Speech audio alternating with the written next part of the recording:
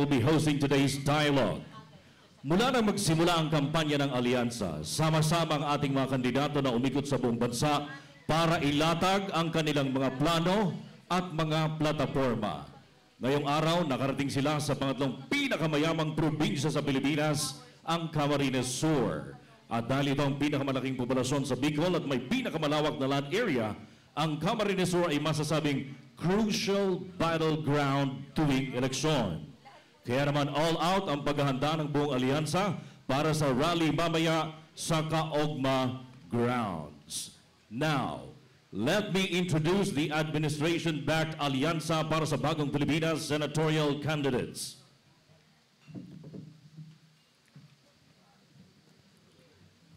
Ang tunay na lumalaban sa katiwalian, naninindigang ang tama ang ipaglaban, ang mali labanan. Numero 33 sa balota, Senador Ping Lacson. Never late, never absent, ang senador ng Pamilyang Pilipino. Number 59 sa balota, Senator Tito Soto. Abogado, General, Lingkod Bayan, Senate Majority Leader, utol natin sa Senado, tol ng bawat Pilipino. Number 61 sa balota, Senador Francis Tol Tolentino. Mga kababayan, ang magiging tagapagtanggol nyo sa Senado, ang kakampi ng inaapi. Number 63 sa balota, Erwin Tulfo. At ang inahangang leader congresswoman na pinarangalan ng Government Hero of the Year, nakilala sa dami ng kanyang nagawa, presidente ng kumpanyang nagbigay ng trabaho sa libu-libong mga Filipino. Ang inyong bagong boses, bagong bukas, number 66 sa balota, Camille Villar.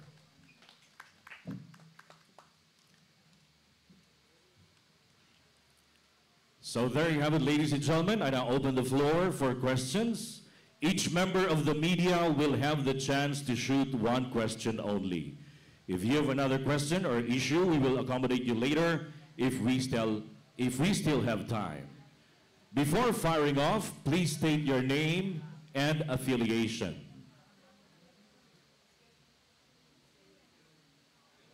Ang ating pong microphone ay nasa left side. Announcing the arrival of Senator Abby Binay.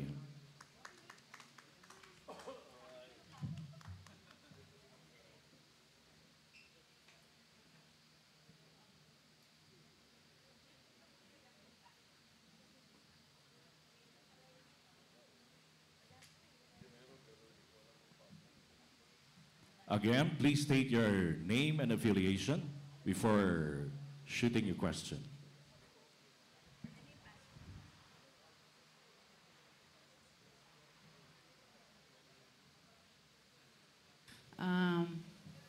Magandang hapon po sa ating mga senadors at sa lahat po. Ako po si Susan Balane ng Radyo Veritas sa Legazpi and Veritas TV. Para sa lahat na po ito, kasi tomorrow we will be celebrating International Women's Day. So ano po ang mensahe nyo sa mga kababaihan at ano po ang inyong konkretong programs para po sa aming mga kababaihan? Thank you po. Anybody can answer, please? Well, sa akin, I'll speak for myself first. Definitely, sa akin, napakahalaga ng role ng mga kababaihan.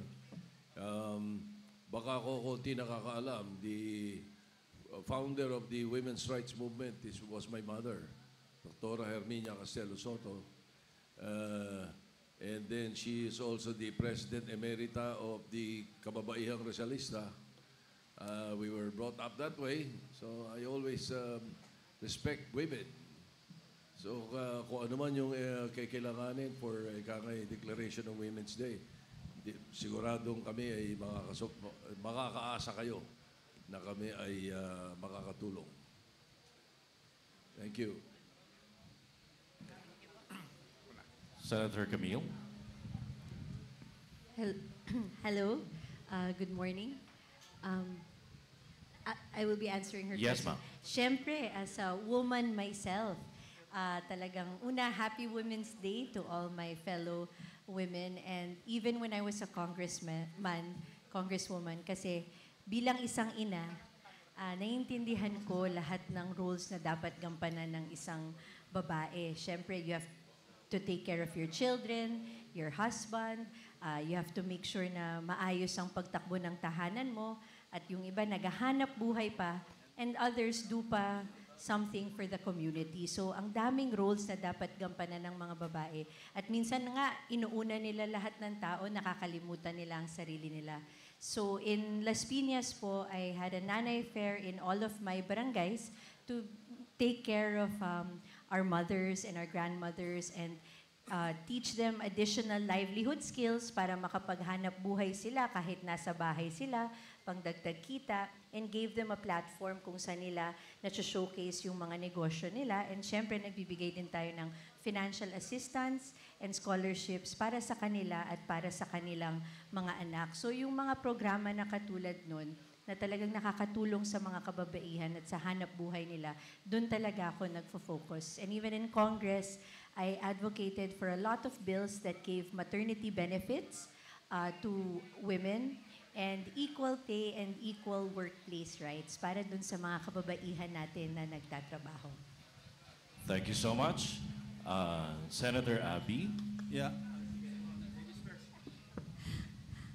Kailangan ko po sumagot dahil bilang isang babae. So, in fairness to the Philippines, I think we're doing so much better compared to other countries.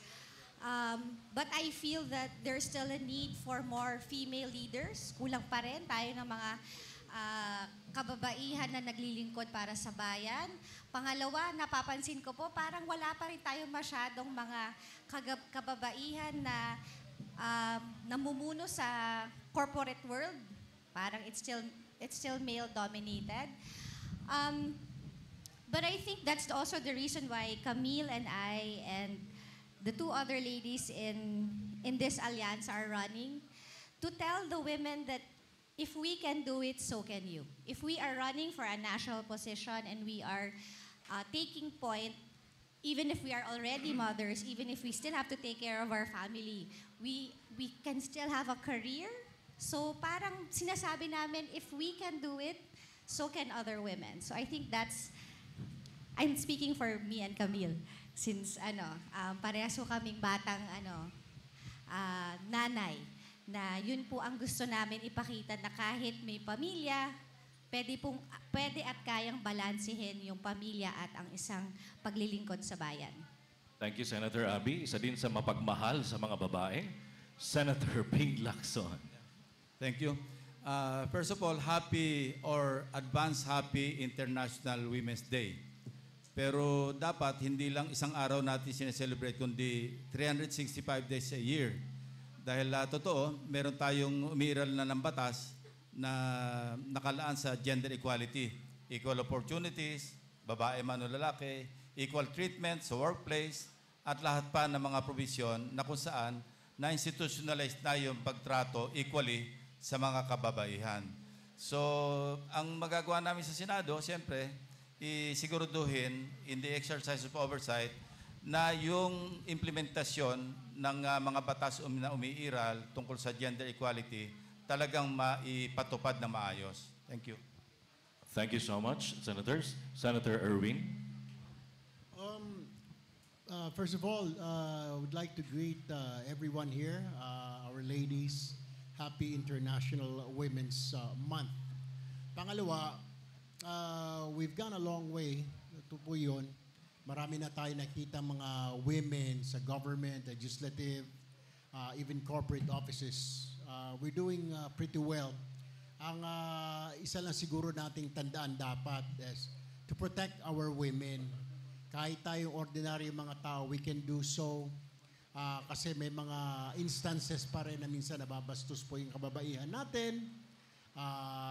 May yung mga catcalls o mga naglalakad sa gabi na they fear, may fear pa rin So I guess us male siguro, us gentlemen, we have to protect this kasi we have to remember now we have sisters, we have mothers. Siguro we'll just have to make them feel that this is a safe place to live. Salamat po. Thank you so much. Very well said. Next is Mr. Frank Sotero from KMFM. Thank you, Rick. Good afternoon po to the administration-backed senators. My question deals with local issues in the province of Kamsur. The expansion and modernization of Naga Airport have been long awaited. This project aims to extend the runway, and this was approved, if I'm not mistaken, by the NEDA, I think two administrations, the previous two administrations. We are, in the province of Camarines Sur, are hopeful that this be included in the OTR 14 billion budget for upgrading regional airports. Given the project's approval history and the current budget allocation, what steps do you plan to take to ensure its successful implementation that will benefit the people of the province of Kamsur and the nearby provinces? I think we're we're quite in luck, because the new DOTR secretary will have to pass through the commission on appointments. Hopefully, the administration ticket will be in the Senate in the 20th Congress, and we can make sure that we can charge him to continue with that. Now, if it is already in the 2025 budget, then it's just a matter of the new secretary executing it. If not, then that is what we can promise. That in the GAB that will be presented to the Senate, we can look after that possibility. In as much as most of the officials here in Kamsur are good friends of ours, especially Senator Lacson. Thank you, sir. Senator Camille? Yes. Yes, actually, napakahalaga talaga ng infrastructure, not just here in Kamsur, but throughout the whole country. So, napakagandang project niyan. Siyempre, sisiguraduhin natin na makasama siya dun sa 14 billion allotted for modernization of airports. But beyond that, if kailanganin pa, maybe they can explore private PPPs or private and public partnerships which they have in other airports to accelerate the growth and to finish it faster. Kasi naniniwala ako na like everyone in this province, malaki ang magagawa ng magandang airport para sa turismo and for additional jobs here in Kamsur. Yes, Senator Ping? Yes, alam mo, we're lucky to have a new DOTR secretary, Secretary Vince Dizon, who is young, dynamic, taka progress-oriented. Kilala namin siya personal, ganyan siya mag-isip.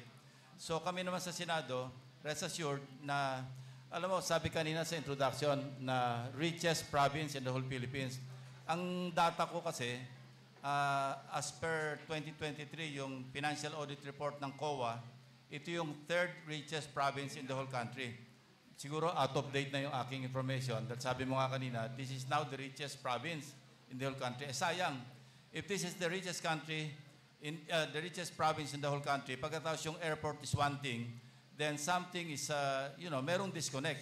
Especially so na tourism yung isang pinagmamalaki o isang malaking revenue generating activity dito sa probinsya. So, kami, magkakaisa kami rito na talagang dapat lang na infrastructure, particularly yung influx na mga domestic at saka international tourists, masuportahan. So rest assured that we will all support the... matagal namin pinag-usapan ni Governor El Rey ito, ni Congressman El Rey, na tulungan yung probinsya para maayos yung ating airport. But it will take time kasi multi-year project yan eh. Siguro ang unahin na muna na doable yung runway lights kasi kami lahat magpapaligas pa kami mamaya kasi nga walang runway lights, hindi makaka-take off yung aeroplano after sundown. So siguro yun na lang muna yung low-hanging fruit And then later on, we'll tackle the much bigger issue na i-expand, i-extend yung runway, pagkatapos improve yung facilities ng Naga Airport. Thank you. Thank you. Senator Erwin. Kanina, kausap namin si Congressman El Rey while we're having lunch. Ito ho yung binubulong niya about the Naga Pili Airport. Hindi lang yon, ang dami binulong ni Congressman El Rey. Pati yung Bicol Express, yung train, pati yung tourism. In short, he's asking for help sa Senate para sa funding ng lahat ng mga ito. So we will just do that. Dahil kaalyado naman, we will just do that. And I believe mamaya may meeting sila sa Regional Development Council. I-bring up niya lahat itong mga concerns ng mga tiga-Kamsur. That's it. Thank you po. Thank you, Senator Erwin. Okay. Up next is Rights Barsha from the Manila Times.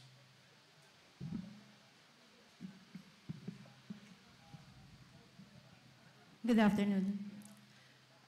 Climate change poses a great threat to Asian economic growth. And among all regions, Asia is the most affected, specifically the Philippine countries like Philippines. Now, if elected in public office, what would you do to caution the impact of climate change, specifically in agriculture, the backbone of our economy?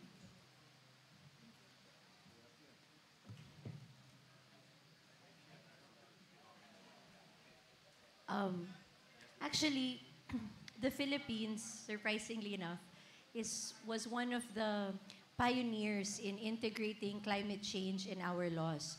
So as early as 1991 or 1997, there were laws that already mandated Department of Agriculture and other departments to input and consider climate change and weather disturbances on agriculture and our programs. However, through the years, one of the things that we should ensure is the proper implementation of laws and perhaps review some of the laws to make sure that they are relevant to the times. For example, in 2009, there was the Agri-Agra Reform Credit Law, which mandated banks to give 25% of their capital or lend to agribusiness or agri-beneficiaries. But hindi ito nasusunod hanggang ngayon. So they don't have access to funding. So there's a lot of legislation on this that we need to make sure is properly implemented. And there are a lot of trends and innovations around the world right now that baka we can apply to our local agricultural industry, like intercropping, and there's a way of predicting weather as to see kung ano bang mga crops ang pwede depending on the rains or depending on the temperature. So marami ng bagong technology and innovations in agriculture that we can apply to make us more ready or resilient to climate change and natural disasters brought upon by climate change. Thank you, Senator. Yes, Ang Senator. common denominator lang naman dito sa lahat ng problems na ito, yung earlier about the Naga Pili Airport, Bicol Express. Again, it's more on funding. The government has to allocate correct and right amount of funds na mapupunta dyan. Example, post-harvest facilities. Kailangan natin mag-imbak ng food kasi nasasayang yung karamihan nating pagkain natin. Pangalawa, because of climate change, mas marami tayong tagtuyot na panahon ngayon, napakainit this summer. I guess we have to call the attention of the National Irrigation Administration. May mga pondo sila na hindi masyado nila nagamit last year. Then we have to account for that. What did you do doon sa mga pondo na yun? Number 3, support, and support. Yun po ang kailangan ng mga farmers natin. Unlike other countries, na yung mga farmers po, they stand on their own. Dahil mayayaman, may mga kotse, may mga traktora. Farmers natin are different. Nakikitanim lang, nakikiporsyento, pero they don't have anything. So, what they do need is support from the government. Financial support, bottom line. Yun lang po. Salamat po. Senator Abby. I think one thing that we also need to strengthen is forecasting. Alam po niyo yung climate change, matagal na. Ang tagal nang sinasabi yung tumataas po ang ating temperature. And yet we have reduced the funding for Project NOAA. Kaya ang nangyayari, we come unprepared. Pagdating na ng bagyo, too late na. Pagdating ng tag-init, too late na. Na kung tutuusin, kung meron pong pondo, and we have more funding for forecasting, we can tell our farmers, mainit ang expectation po sa taon na to ay mas mainit kumpara dun sa previous years. Let's prepare. I think the bottom line really is resiliency. Climate change is not going to revert itself anytime soon. Nandito na siya, and the only way we can combat climate change is to be resilient. So the only way you can be resilient is to have the proper data through forecasting. So ako po, dagdagan ang pondo para sa pag-asa. Thank you, Senator. Yes, Senator Todd. Siguro yung nagtanong kanina is referring to recent events. I was here a few days after Christine, Milaor, Nabua, dito sa Naga. So I support the call of the President to revisit the Bicol River Basin Program. Tingnan uli natin yon, baka makatulong para maibsan yung pagbaha dito. Ganon din yung sa massive reforestation ng Mount Isarog area. So these are low-hanging fruits, narinig ko kanina. That can be done. And siguro yung isa, yung nauna kong sinabi, mangangailangan ng malaki-laking budgetary outlay, but this can be done. And again, this is needed, especially with an area, a big area such as Camarines Sur. Thank you, Senators. Next is Tere Iraula. Excuse me, I have a follow-up if I may. Please. We will accommodate your follow-up question later, ma'am. Okay, thank you. Thank you. Next is Tere Iraula from BHTV, please. Hello, good afternoon to all. In relation to tourism, many in this industry are unhappy about the diversion of turboprop planes flying to the province of Clark Airport instead of NAIA, in fear that such move will adversely impact the local tourism business. How can you help to address their concern? Again, during a meeting kanina, lunch with Congressman El Rey, ito yung pinapakiusap niya. And tama nga ho, may bago tayong secretary ng Department of Transportation na papakiusap po muna kasi nga, ang problem kasi alisin ng turboprop ilipat sa Clark para ma-decongest ang NAIA. Pero yung effect naman noon dun sa mga destinations, kung ikaw ba tiga Metro Manila, pupunta ka pa ng Clark para makarating ka ng Naga o makarating ka ng Pili. Hindi ba? Hindi. Sasakay ka na siyempre papunta Legazpi. Eh mamaya, pag nandun siya sa Legazpi, hindi na siya bababa rito, hindi na siya makakarating sa Naga kasi nandun na yung Mayon Volcano, etc. Eh, marami na siya makikita doon. So kailangan mo na dito siya pumasok. And that's what Congressman El Rey was saying, na mamaya sa RDC, isa sa mga topic na ipo-point out niya sa Pangulo para magawa ng paraan o makausap ng Pangulo ang DOTR kung po pwede i-hold muna yung plano na yan. Kasi congested na talaga NAIA. Pero there must be a way, there's something. Kung dadalhin mo lahat ng turboprops sa Clark, tatama rin na yung mga tao pupunta sa mga ganitong lugar. Diba? Thank you. Thank you, Senator Erwin. Yes. So next is Mr. Michael Haushan, PDI, GMA 7.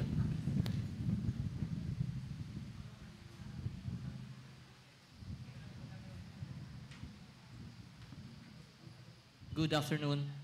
My question is for everyone.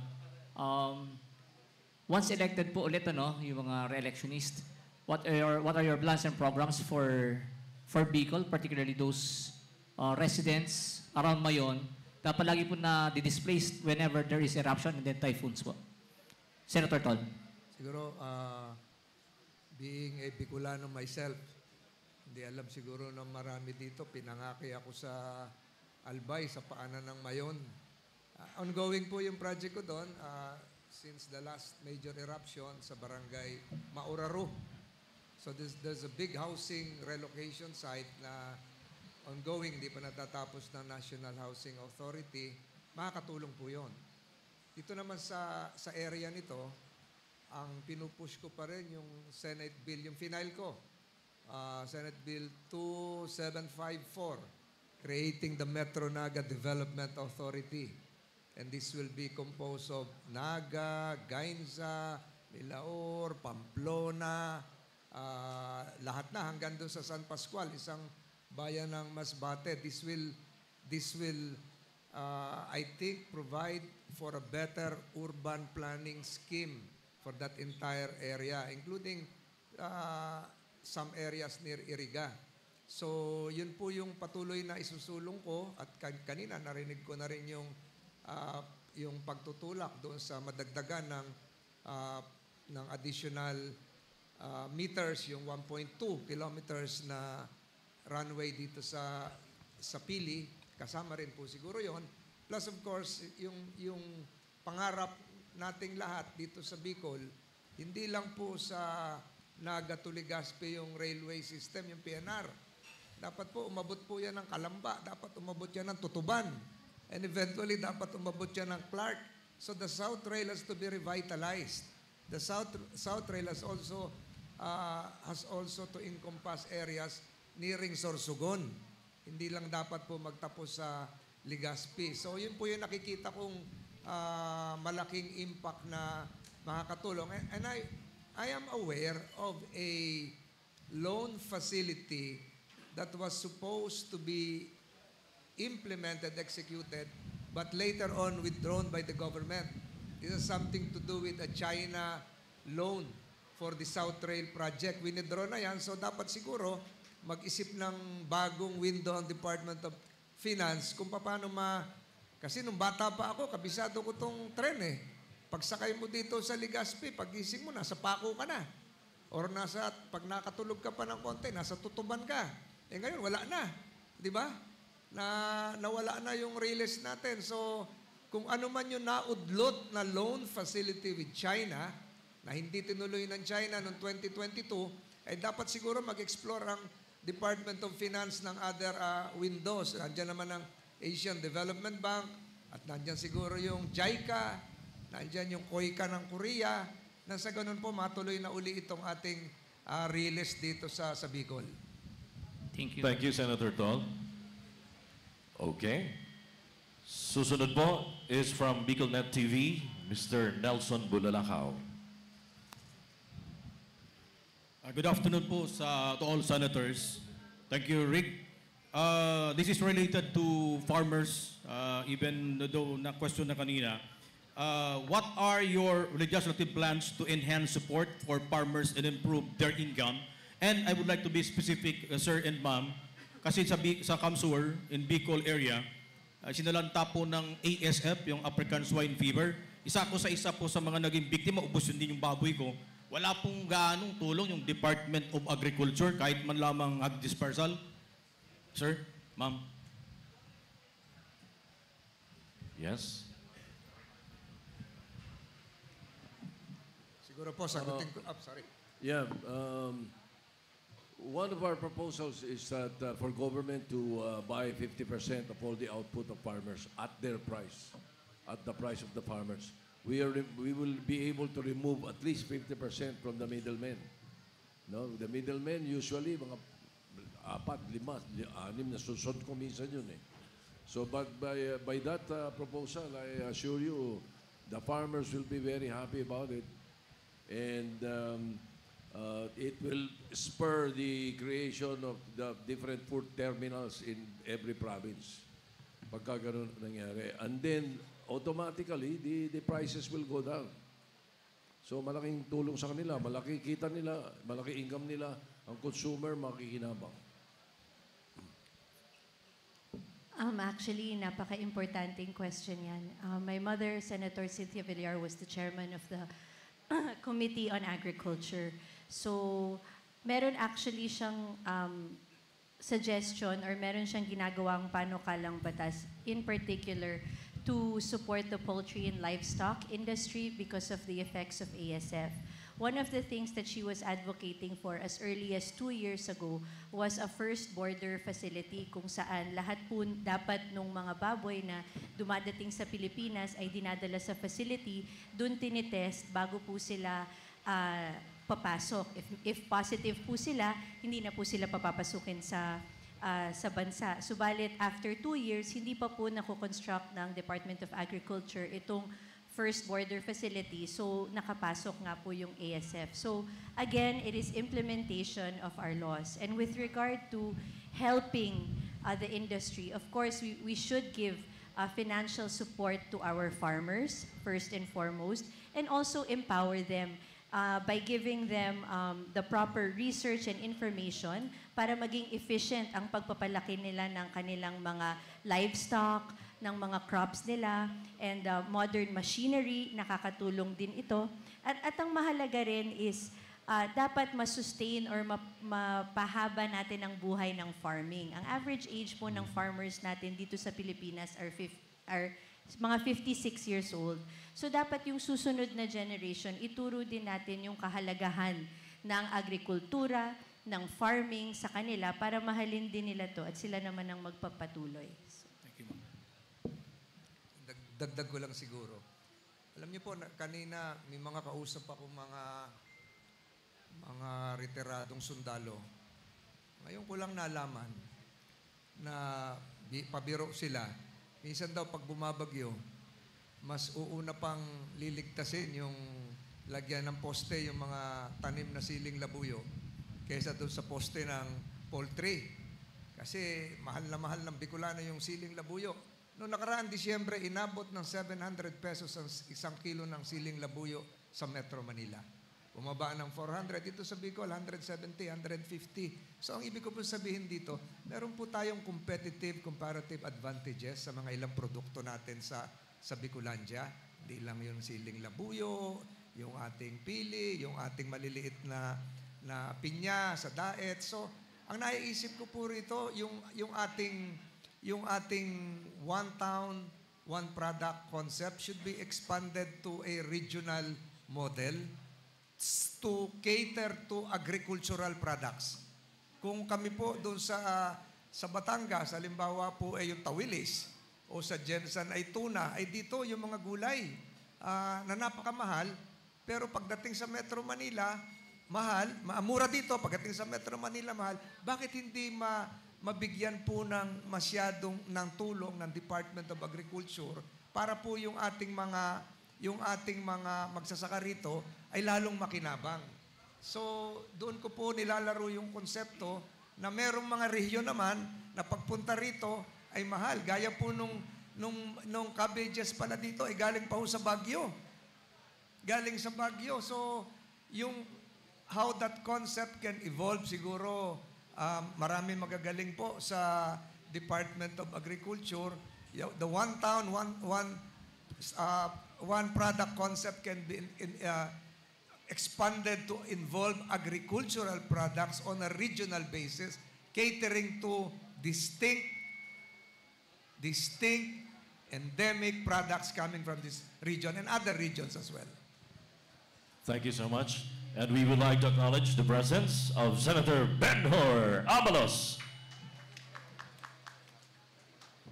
Thank you, sir, for joining us this afternoon. Next is Juan Carlos Aguirre from RNFM. Thank you very much po. This question is open for all the senatorial candidates of the Alianza. Last year, the province fell to the devastating effect of climate change. After the onslaught of severe tropical storm Christine, President Ferdinand Marcos visited the province pushing an effort to revive, review, and revitalize the Bicol River Basin Project. Does the Alianza support the project, and what can the people of Bicolandia expect on this matter? Thank you. Yes, Senator Erwin. Definitely. Si Pangulo ay nangako dyan, definitely we will support. Ang problem mo kasi sa atin, minsan, lalo na sa gobyerno, lalo na sa mga government agencies natin, ito ang problema eh. May funding, lahat, kompleto. Ang tanong dyan, nakakarating ba yung pondo? Na ilalagay ba sa tama? ang pondo? That is the question. And we're kind of tired of hearing na hindi nakakarating, kung saan-saan pupunta.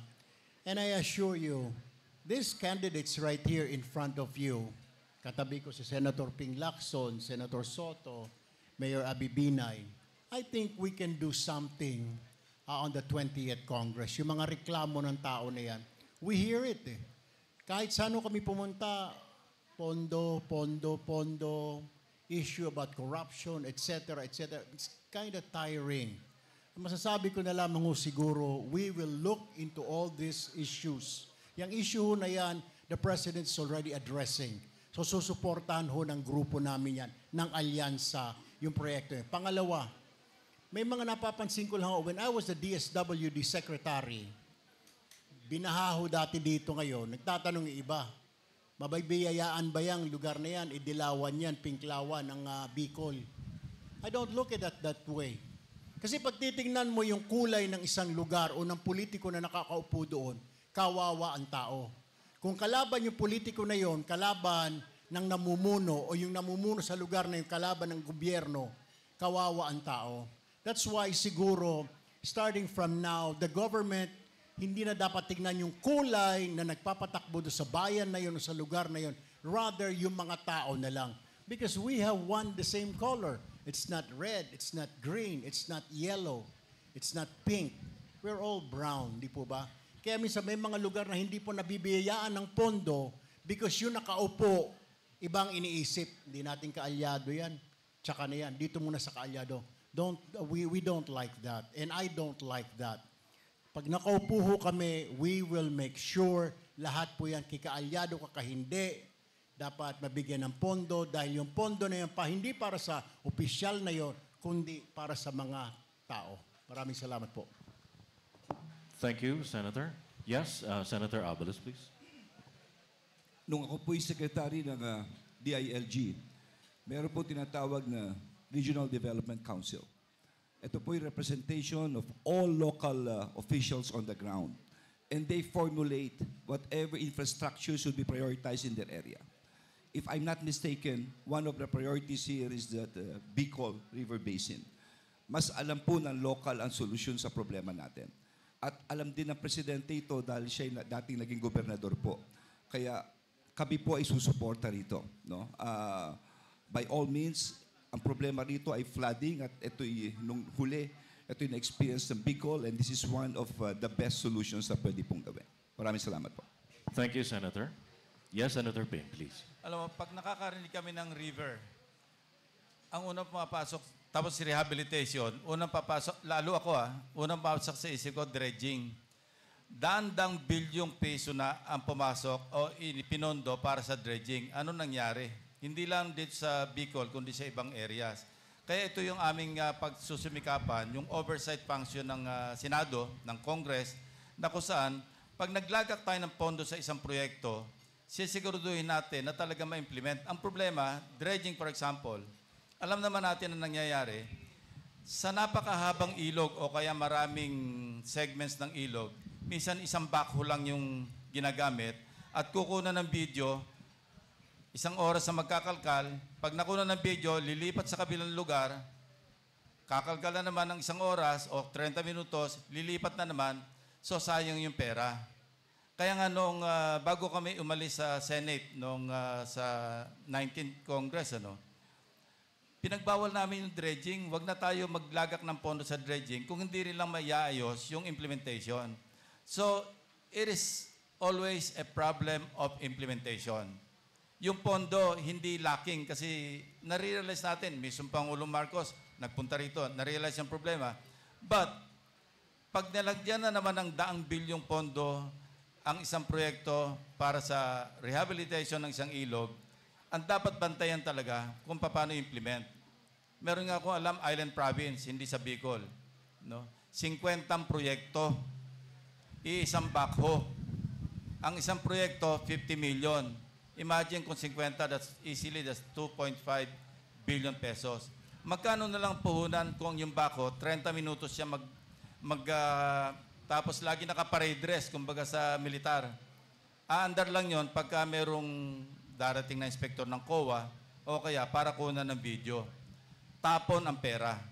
So ako, personally, yan talaga yung lagi kong binabantayan. Yung kaban ng bayan, dapat bantayan. Hindi pwedeng pikit-pikit lang tayo o itolerate natin yung mga ibang kasamahan natin na naliligaw ng landas na para sa, get rich quick scheme, sasalbayihin yung pondo ng gobyerno. Kasi yung pondo ng gobyerno, yan ay pondo ng bayan, kaban ng bayan yan. So yun lang aking mai-contribute sa ating discussion. Thank you, Senator Ping. With that, we will now accommodate our friends from the national media. Please state your name and your affiliation. Thank you. Hi, good afternoon, everyone. I'm Catherine Valente from the Manila Times. To Mayor Abby Binay, ma'am, one of your key priorities in the Senate is yung maging libre yung maintenance medicine. How do you plan to implement it nationwide, especially ngayon, mas na-experience natin yung extreme heat? At saka sa ating mga other alyansa candidate, ano po yung proposal nyo for the government to ensure po yung well-being ng mga workers like us at yung mga estudyante po? Ngayon, mas matindi pa yung init na nararanasan ng ating bansa. So, thank you po.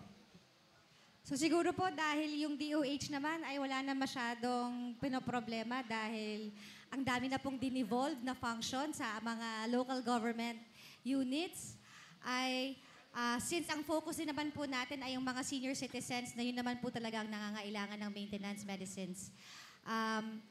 Ang akin pong proposal ay, although I know marami yung magre-react, yun ho, kasi di ba nagbibigay po tayo ng AKAP, nagbibigay po tayo ng AIX, baka naman ho po pwede pong partial na hindi naman ho puro pera, baka naman ho po pwedeng gamot po ang ibigay natin dahil at least alam po natin na ginagamit po yung pera, alam po natin kung saan ginamit, binigay kasi po natin ay gamot. So, I know hindi ho kayang gawin kagaya ng sa Makati na ganun ho kadami ang nabibigay namin na gamot, pero ang akin lang naman po ay makapagbigay naman po ng kahit kaunti.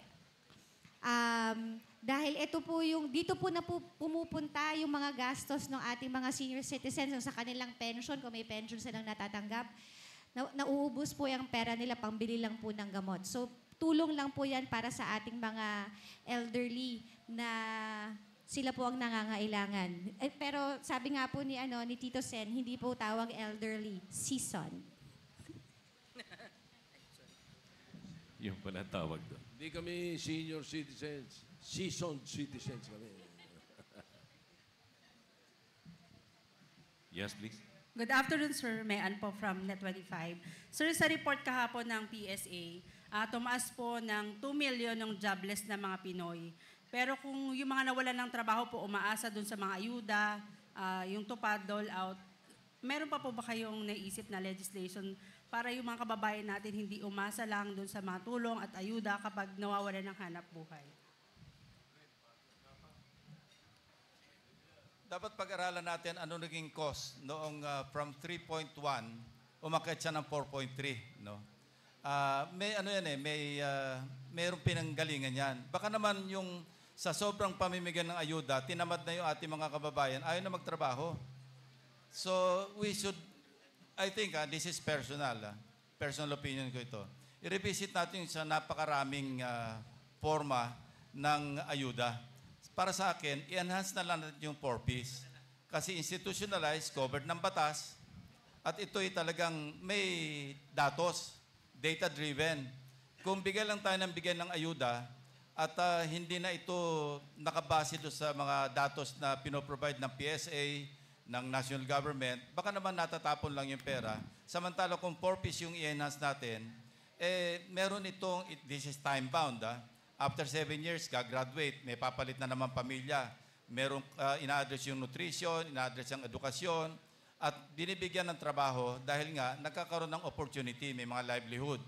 Pero kung katakot-takot na AKAP, AIX, MAIP, I hope my colleagues and my former colleagues will bear me out.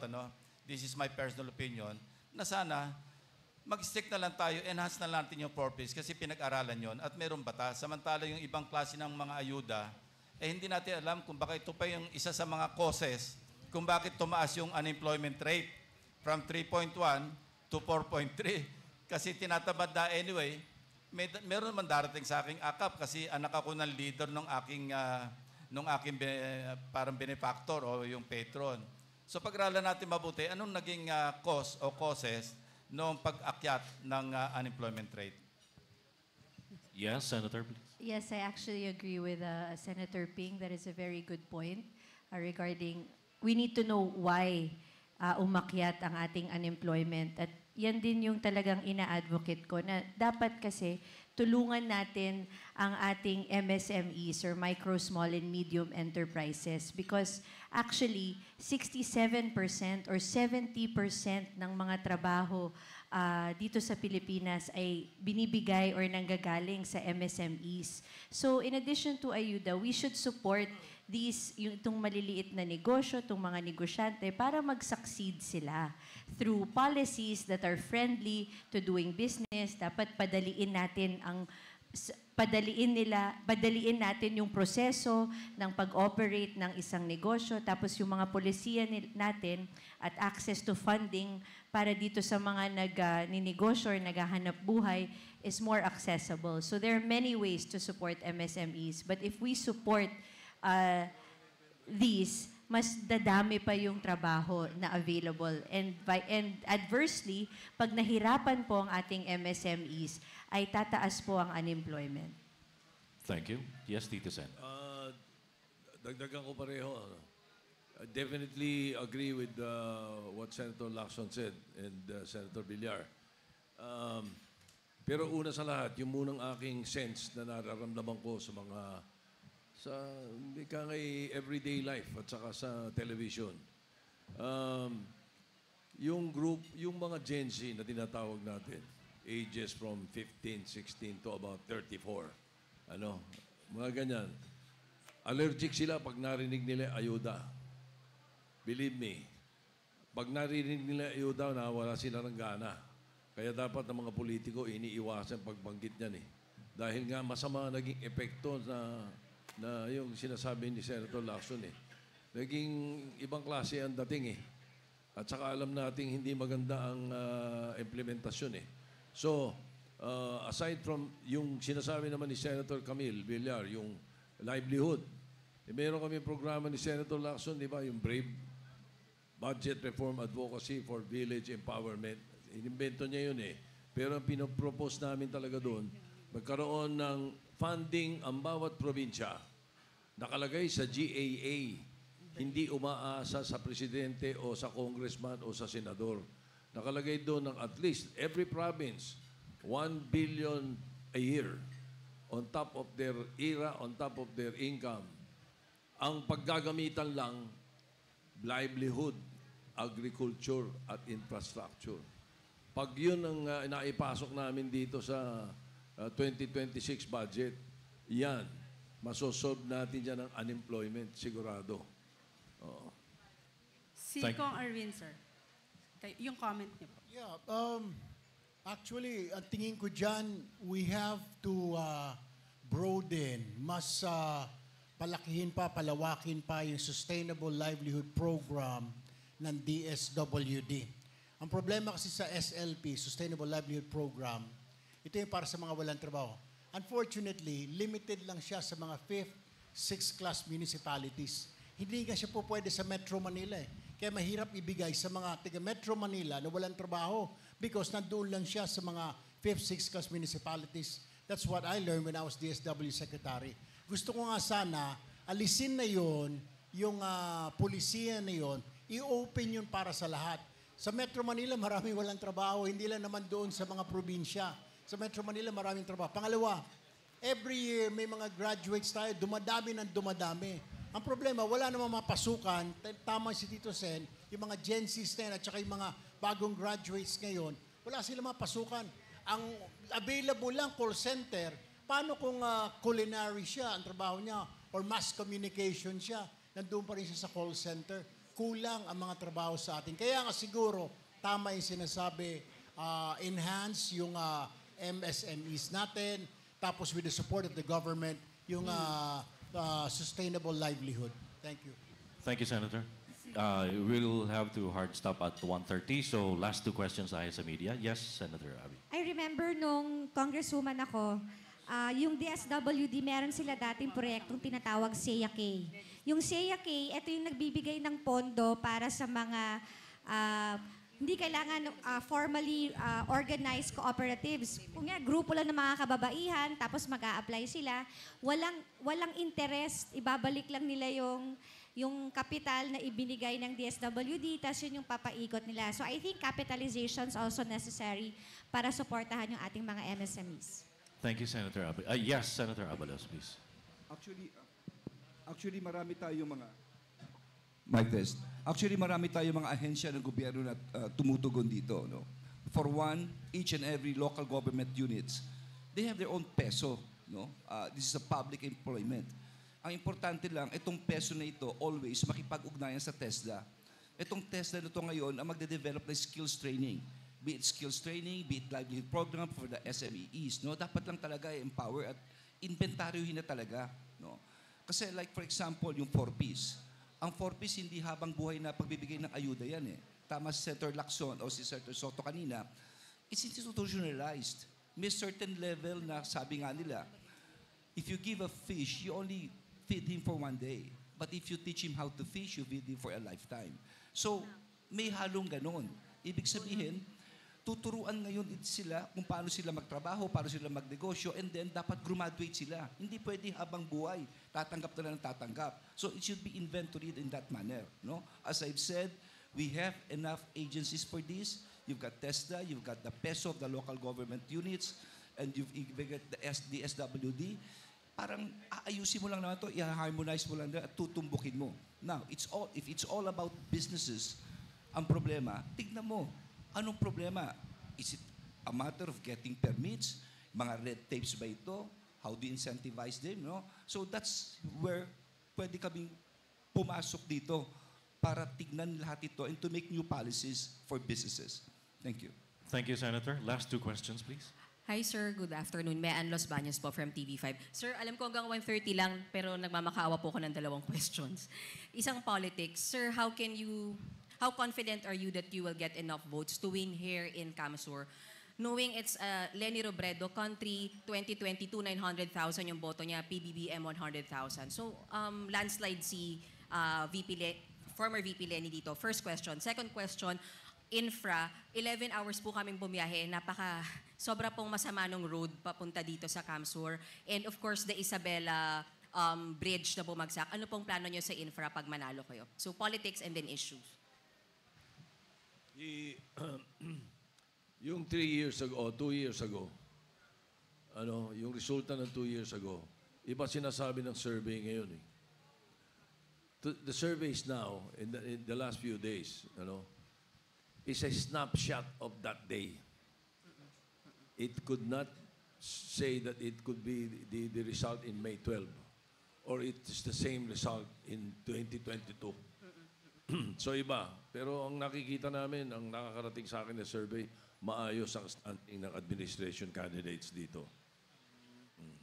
Infra SP. Yung second question mo? Masama yung road papuntang Camsur, ang haba po ng mga ginagawa pa ring road until now, and yung Isabela na bumagsak na bridge. Infra in general, what's your plan on that? Yes, that's precisely yung sinasabi namin na tamang paggamit ng pondo ng gobyerno, ilagay sa maayos. Kasi siguro wala kaming karapatang mamintas muna ngayon itong ginawa nila rito sa budget. But what we can do is, when we're there, we can correct it. We can correct what happened in this 2025 budget. At yun, definitely makakatulong sa hindi lang sa Camsur, kundi sa kabuuan ng Pilipinas. Yes, Senator Erwin. Ayan yung sinasabi ko kanina pa. Pag yung lugar, kinalimutan mo, kawawa ka, lalo na sa mga politiko. Mabuti na lang kaalyado natin yung congressman dito at governor. But what I'm saying is, normal yun eh. Pinabayaan mo kami. Bakit ka bubutuhin namin? Common sense, di ba? So that's why I've been telling you guys kanina pa, do not look at the political color of that area. Because pag tinignan mo, kasi dilawan yan, pinklawan yan, yari ka. Huwag natin tulungan yan. Kasi kay ganito yan, kasi kay ganon. No. all the more that you have to help to show them na Pilipino ito. What's the difference? Bicolanos are Filipinos too, di ba? That's what it is. Kaya nga, nung I was DSW Secretary, VP Lenny went to my office, nabash ako, but I said, pina-explain ko kay Pangulo, and the President said, you did the right thing. Tama, tulungan mo yung mga tao na yun. Pangalawa, nakakasawa na po yung korupsyon. Lahat naman ho yan korupsyon. Yung kalsada na yan. Expect na po, if we win, if I win, and these guys will win with me, expect next year, marami po tayong investigasyon. Ang DPWH po ay expect na lagi pong magre-report sa Kongreso. Maraming salamat po. Ako, diretso na ako sa second question mo sa infra. Sige, sir. And don't take this literally. Rhetorically speaking, dapat may mga gumulong ng ulo kasi alam mo itong highway na dinaanan mo, nung nagkakampanya ako noong 2016, yan din ang reklamo. Matatapos yung repair ng isang segment, ire-repair na naman yung kabilang segment. At pahabang nire-repair itong dating ni-repair, dadaanan yung kabila. Paikot-ikot yan, walang nakukulong. So, pati yung sa Kabagan Santa Maria Bridge, di ba? Maliwanag naman na talaga may pagkukulang. It's about time na mayroong mga tao na mga responsable, mga accountable, na makulong naman for a change. Kasi ang mga nakukulong, yung nagnanakaw ng mangga ng kapitbahay, pero yung bilyon-bilyon yung binubulsa dahil sa mga maling implementasyon ng proyekto, nakatawa Di ba? Nakatawa papuntang bangko every time na magkukubra ng kanilang mga komisyon, ng kanilang kinita. So, I think it's about time na may mga ulo na gumulong. And again, I'd like to emphasize, hindi po literal yun, Thank you for indulging po. Salamat. Si Senator Abalos, please, last response. Kung may isang bagay na nakikita kong importante ay ang word respect, no? I mean, we respect each other's opinion on certain things. And sa nangyayari ngayon, it's differing issues. Iba yung issues noon, iba yung issues ngayon. Nakita niyo po yung latag ng programa ng grupo. Yung mga gagawin at gagawin nila. And I do hope lahat po, hindi lang po rito sa Bicol, but buong Pilipinas, ito po'y nasusuri maigi. No? So in that sense, I'm very confident that people will appreciate our platforms and our programs. At pangalawa, pagdating sa infrastructure, dapat ibang level of quality rito. Why? Dahil parating binibisita kayo ng bagyo Di ba? Yung calamity, ito unang pinapasok ang Bicol. So dapat ang ano dito is what I will term typhoon proof. Typhoon proof. Hindi pwede yung paggawa ngayon after several months na wash out na yung baku-baku na. No? So dapat talagang reviewin po ito, maigay standards ito, and it should be typhoon proof as far as Bicol is concerned. Otherwise, wala hong magyayari. Maraming salamat. Thank you, Senator Abalos. Magandang hapon po, Mariz Umali, GMA Integrated News. Pinag-uusapan na rin naman po natin kung gaano kahirap makarating dito sa Bicol Region. Magpa-follow up na po ako doon sa PNR program considering its significance. Senator Tol, nabanggit niyo po kanina to look for other financial or loan facilities, no? But this question is open to anyone. Given the challenges in infrastructure development, how will you ensure the timely completion of the PNR project to improve its connectivity? May time frame po ba? Sana kung meron kayong mababanggit na time frame. And how will we assure the cost-effectiveness of this project? It will not become a burden for the taxpayers as well as to the environment. Kasi habang minomodernize yung transportasyon, hindi sana nakakaapekto dun sa mga environment, particularly the sensitive areas along the railroad. Anyone? Siguro po yung time frame, dapat po kahapon, matagal na po yung North Rail pinag-uusapan. Matagal na rin itong South Rail pinag-uusapan. Sa LRT nga, nakabili tayo ng bagon, mas malaki pa yung riles. Hindi pala kasya. So iwasan na po natin yung mga ibang. And now, I'm referring to another country na nagbibigay po ng sugar-coated promises na magagawa nila. Ang China rin po ang nangako ng Mindanao Rail. Hindi natuloy. Ang China rin po ang nangako nitong Bicol Line. Hindi natuloy. So siguro po panahon na para makita hindi lamang po ng DOTR, kung hindi ng mga economic managers natin, yung mga bansang mas may kapasidad. And I'm referring to Korea. And I'm referring to Japan. Kita yung Shinkansen. Iba na hong level yon. So, may mga bansa po na siguro makakuha tayo ng mas reasonable rates, mas reasonable assistance to be provided us. So, ang timeline po, yesterday. Matagal na pong hinihintay ito ng mga Uragon. Yung South Rail na makarating ng Sorsogon hanggang Tutuban.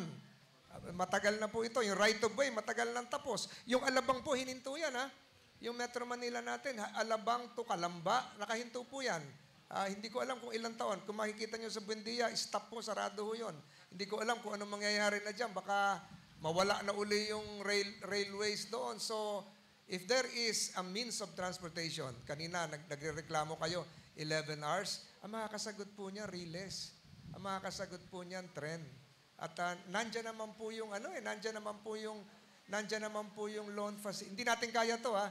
Nandyan po yung loan facilities. Ewan ko lang po bakit matagal. So, I hope and pray that the new DOTR secretary will address this issue from north to south lines. Thank Yes, you. sir. Yes, Senator Ping. Yeah, kanina, while having lunch with some local government officials dito sa Camarines Sur, the scuttlebutt is, kaya naudlot yung China na loan para sa project sa Riles. Luma yung binibigay sa atin. Yung pinaglumaan nila, yung parang yung gustong isaksak sa baga natin. So, bullet train na tayo ngayon, for Diyos por Santo. Huwag na tayo masa doon sa kakalog-kulog ng mga railway system. I remember mga 3-4 administrations ago, no? Ganito rin yung pag-uusapan. Meron tayong North Rail, South Rail project. Aba, nung nagpunta kami sa Beijing, I don't know kung kasama ko si Tito Sen noon, pero kasama ko noon si Senator Dillon. Nakausap namin yung mga taga-Beijing, mga officials doon. Aba, ang ating palang kinukuha, yung presyo para sa magka-dobling riles. Pero ang ibibigay sa atin, isang riles lang, parang isang single rail, ano? Paano naman? Pag may kalokohan talagang ganon, malamang sa hindi, ma-outlaw yung ating mga proyekto. Again, babalik ko sa napaka-seryosong problema ng ating bansa. No? Nauwi tayo lagi sa usapan, maski saan tayo mag-abot, sa barbershop, maski abroad, anong pinag-usapan natin? Problema ng Pilipinas, problema ng corruption. So, kailangan talaga matigil yung corruption para umusad na yung ating mga infrastructure projects, mga livelihood programs. Ito lagi talaga yung bumabara sa ating pag-progress as a country. Yes, Senator Abalos, please. Yung pong sa Metro Manila, ang laking problema ng traffic at ang solusyon na yung subway. Maski anong gawing policy at even maski anong gawing kalye, it's really mass transport. Sad to say, ang ating paniniwala ay western-based, puro kotse. In the same token, I believe in railways, I believe in subway, not only in Bicol but in the whole country. But ang isang mabigat po rito ay ang land banking, ang lupa. Right of way, expropriation, diyan tumatagal. No? Siguro we could look into this procedure right now para mapabilis po ito. Dahil yung pondo naman, mabilis naman, may mga pondo naman dyan, may mga dalubhasa tayo nito. But we could look into the legal process. As a lawyer, sa nakikita ko, yan ang mabigat na kaya tumatagal ang isang proyekto, no? Para mabilis ito. But ang suggestion ko lang talaga sa DOTR, hindi lang sa Bicol pero sa buong Pilipinas. Specifically, ito nga sabi ko nga kung nagawa lang itong reclamation area sa Pasay at may provision na lahat na i-reclaim, meron kang train. You can just imagine, yung support natin, iti-train na lang papunta pa ganun. Wala na tayong traffic dito po sa Rojas Boulevard, hindi ba? So, maraming bagay. It's all about planning. And we should plan it as early as now, not only for Metro, not only for Bicol, but for the whole country. Senator Erwin, please. When you say kasi infrastructure, yung mindset ng tao, kalsada, puro kalsada. Infrastructure is not only roads. It is also buildings. Yung sinasabi mo, railway, pier, airport, Hindi eh. Pag nagsumite kasi sa National Expenditure Program, tingnan mo doon, puro kalsada. Eh bakit kalsada? Kasi medyo malaki ang kickback sa totoo lang. That's what I'm saying. Next Congress, sa 20th Congress po, hihimayin natin na mabuti, sisilipin po yan, na para hindi po nasasayang. Because it's really tiring. Reporter pa lang ho ako, yan na pinag-uusapan. Lalo na po itong mga kalsada dito sa inyo. Diyos ko po, college pa lang po ako, may nililigawan ako dito, sira-sira na. Pagpasok mo ng Camarines, Jesus Maria Josep yung kalsada, akala mo nasa buwan ka. Inayos. After 1 month, yung kabila naman, sira. Maayos naman, kapupondo lang this year. Mamaya, may nakita mo, may nagja-jackhammer, binubutas na naman yung kalsada. You really don't understand eh. Kaya ho talagang halong korupsyon yan. It has to stop now. Inuumpisahan ako na Pangulo, yung sa Kabagan Bridge, inimbestigahan na. So, I guess, susundan ho natin yan next Congress. Kailangan pong we make sure yung alyansa na maimbestigahan ho yan. Tama na po. People are tired. We are tired. Yes, thank you very much, Senator Erwin. And susundan ko po ang iyong sinabi, we have to stop now. Thank you, everyone.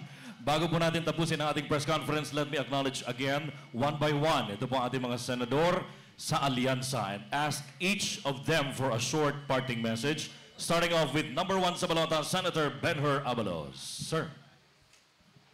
I apologize po, nahuli po yung aking eroplano, hindi ako nabigyan ng slot. Pero maraming salamat, Bicol, sa inyo pong pag-welcome po sa amin dito. Maraming salamat po. Thank you, Senator. Number 9 sa balota, Senator Abby Binay.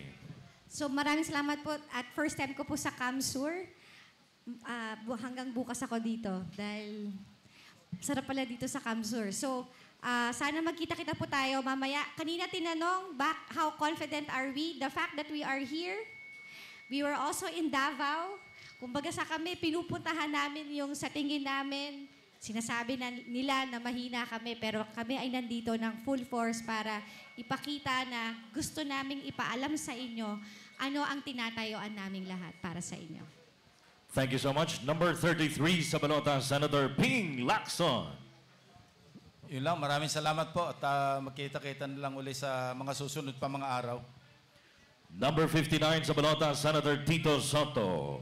Isang bagay ako yung pagmamalaki tungkol sa team namin.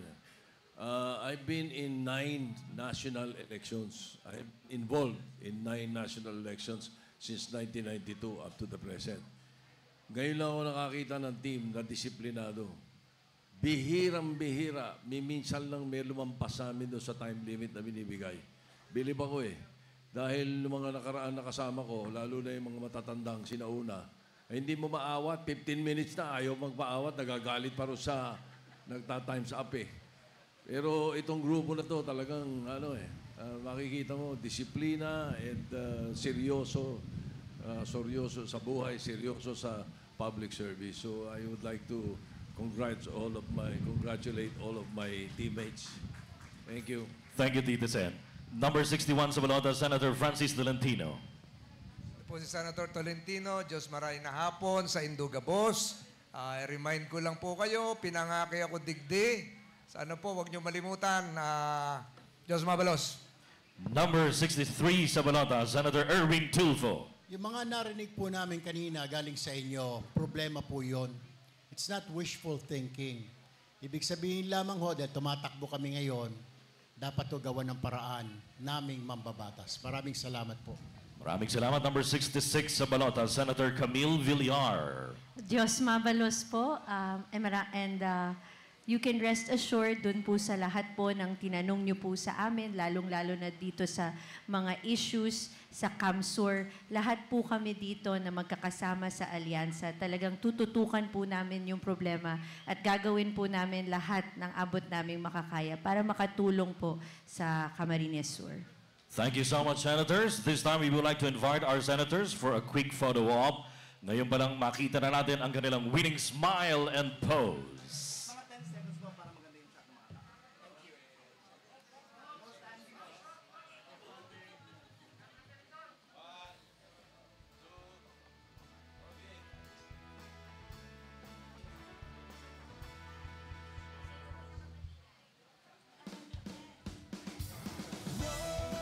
Thank you, our distinguished candidates and the media present today. We look forward to seeing all of you this afternoon at the Kaogma grounds for the Alyansa para sa Bagong Pilipinas Campaign Rally. Muli, maraming salamat po sa inyo lahat.